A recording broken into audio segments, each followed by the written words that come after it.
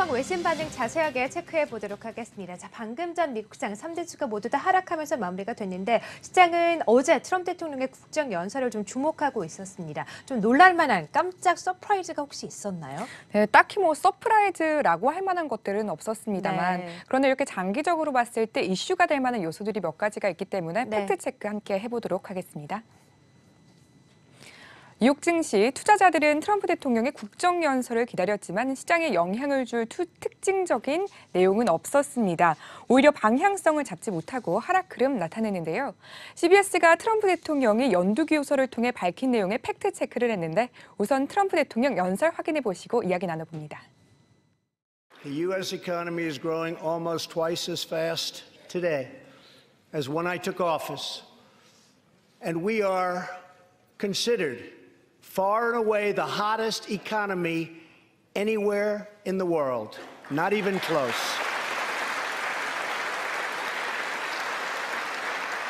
Unemployment has reached the lowest rate in over half a century.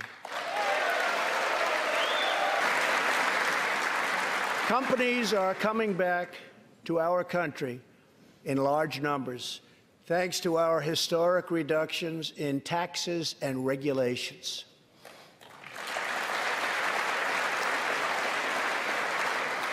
And we have unleashed a revolution in American energy.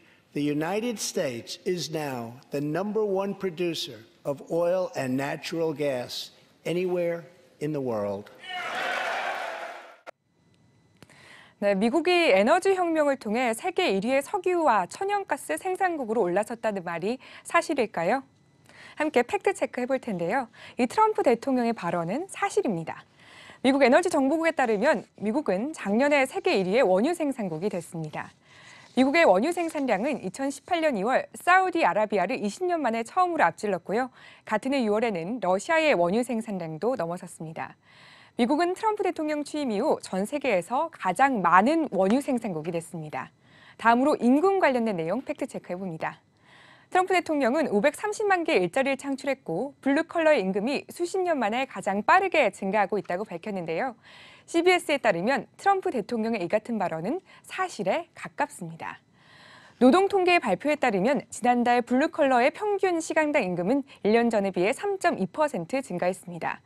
이 같은 추세는 10년 만에 가장 빠른 임금 상승세를 보인 것인데요. 하지만 이 괄호친 곳 안을 확인을 해보시면요. 트럼프 대통령의 주장처럼 수십 년 만에 처음은 아니고요. 10년 만에 가장 빠른 상승세라고 합니다. 또 2000년과 2007년 경제 확장이 절정에 이르렀을 때와 비교해보면 임금 상승세가 상대적으로 더딘 편으로 볼 수 있는데요. 당시에는 근로자 임금이 매년 평균 4%에서 4.5%의 성장세를 보였습니다. 또 트럼프 대통령은 이번 연두교서에서 국경 장벽 건설을 통해 마약 밀매업자와 인신 매매업자가 발을 붙이지 못하도록 해야 한다며 국경 장벽 건설에 대한 필요성을 강조했습니다. 이에 민주당과의 갈등이 재점화될 위기에 놓였다는 평가를 받고 있습니다. 팩트체크 마찬가지로 해볼 텐데요. 미국 법무부는 멕시코 갱단 조직 카르텔이 남부 국경을 통해 마약을 미국 내로 유입시키고 있다고 밝혔습니다. 멕시코 헤로인 생산량은 2016년에서 2017년 사이 37%나 증가했고요. 미국에서 펜타닐 흡입으로 사망한 사람들의 수도 3만 명에 이릅니다. 국경장벽 건설에 대해서는 윤리적인 문제와 그 효과에 대한 의견이 엇갈리는데요. 때문에 무엇이 옳다고는 할 수 없지만 실제로 국경을 넘어오는 마약 밀매업자 수가 적지 않은 것은 사실입니다. 네, 자, 트럼프 대통령의 자화자찬 일단 팩트 체크를 한번 해봤는데 미중 간의 무역 협상 관련한 얘기도 당연히 있었을 것 같아요. 어떤 발언들이 있었습니까? 네, 구조적인 변화를 해야 한다 이렇게 얘기를 했는데요. 사실 외신 쪽에서는 어떤 특징적인 내용은 찾을 수가 없었다고 이야기를 하고 있지만 일부에서는 낙관적인 전망도 함께 내놓고 있습니다. 관련 내용에 대해서 확인해 보시죠. 네, 트럼프 대통령 이번 연두교서에서 미중 무역 분쟁에 대한 이야기도 이어갔었죠. 네, 미중 무역 분쟁에 대해서 언급을 한 점에 대해서는 무역 협상과 관련해 불공정한 무역 관행으로 규정하고 구조적 변화가 있어야 한다고 강조했습니다. 트럼프 대통령은 불공정한 무역 관행을 끝내고 우리의 만성적인 무역 적자를 줄이고 미국의 일자리를 보호하기 위한 실질적인 구조적인 변화를 포함해야 한다고 밝혔습니다. 그러면서도 트럼프 대통령은 중국을 무조건 비난하는 게 아니라며 나는 시진핑 주석을 매우 존중하고 있으며 우리는 지금 중국과 새로운 무역 협상을 체결하려 하고 있다고 강조했습니다.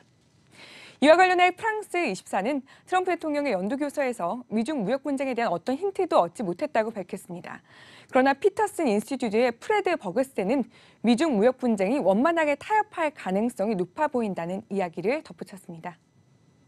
네, 자, 트럼프 대통령의 우여곡절 끝에 이루어진 국정연설 연두교서 발표 함께 들어보셨습니다. 일단 시장의 영향은 다소 제한적이었던 것 같은데 말씀해 주신 것처럼 이슈가 많았던 만큼 앞으로 계속해서 이야기를 체크해 나가봐야 될 것 같아요. 자, 외신반의 윤희라 캐스터와 함께했습니다. 고맙습니다. 네, 글로벌 시장 상황 외신 반응 자세하게 살펴보겠습니다.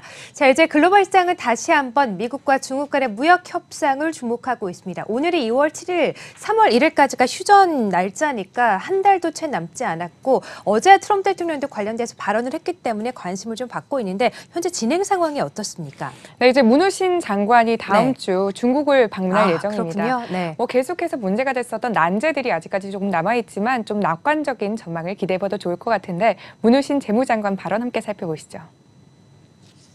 네, 문우신 장관은 3월 2일 이전까지 중국과의 무역 협상을 매듭짓기 위해 엄청난 노력을 기울이고 있다며 다음 주 미국 대표단이 중국 베이징을 방문할 예정이라고 밝혔습니다. 문우신 장관은 라이타이저 미국 무역대표부 대표와 함께 베이징을 방문할 것으로 보이는데요. 구체적인 방중 날짜는 밝혀지지 않았습니다. 문우신 장관은 중국과의 협상과 관련해 두 나라 간 기나긴 범위의 이슈들에 대해 포괄적인 합의에 도달하기 위해 노력하고 있다며 우리가 해야 할 일이 많이 남아있기 때문에 협상 전망에 대한 섣부른 추측은 생산적이지 않을 것이라고 생각한다고 강조했습니다. 이 같은 발언은 중국과의 협상이 결코 쉽지는 않을 것으로 보인다는 걸 강조한 것으로 보입니다. 특히 중국의 지식재산권 절취 및 도용 문제와 중국 시장 개방에 관한 구조적인 문제 개선 방안은 간단하지 않을 것으로 전문가들은 예상하고 있습니다. 네, 자, 일단 데드라인까지 얼마 남지 않았는데 여전히 비관적인 분위기도 함께 전해지고 있습니다. 자, 이렇게 시장의 관심은 앞으로 미중 간의 무역 협상 그리고 정상회담이 될 것 같은데 반가운 소식이 또 있죠. 북미 정상회담이 이달 27일, 28일에 있을 예정인데 이와 함께 미중 간의 정상회담 얘기도 좀 나오더라고요. 네, 그렇습니다. 북미 정상회담에 이어서 네. 미중 연쇄회담까지 가능성도 그렇군요. 나타나고 있는데요. 네. 개최지가 베트남 다낭이 될 가능성이 높다고 합니다. 외신 보도 통해서 자세히 살펴보시죠. 양국 대표단은 앞서 언급해드린 난제를 해결하기 위해 상당히 노력하고 있습니다. 트럼프 대통령과 시진핑 주석 두 리더의 만남도 예정이 되어 있는데요. 시진핑 주석은 트럼프 대통령과의 만남을 먼저 제안했고요. 실질적으로 성사될 가능성이 상당히 높은 상황입니다. 트럼프 대통령과 시진핑 주석의 만남은 베트남 다낭에서 열릴 가능성이 높습니다. 외신은 양국 리더가 베트남의 해안 도시이자 에이펙 회담을 개최했던 다낭에서 만날 것으로 예상된다고 밝혔습니다. 같은 날, 같은 장소에서 북미 정상회담 연쇄 개최 가능성도 고조되고 있습니다. 백악관 관계자는 베트남이 선택된 이유는 미국과 북한 모두 우호적 관계를 유지하고 있는 데다 베트남과 미국이 베트남 전쟁 당시 적이었지만 최근 들어 좋은 관계를 구축했기 때문이다. 미국과 북한이 향후 좋은 관계로 나아갈 수 있다는 바람직한 모델이 될 수 있을 것으로 보인다고 밝혔습니다.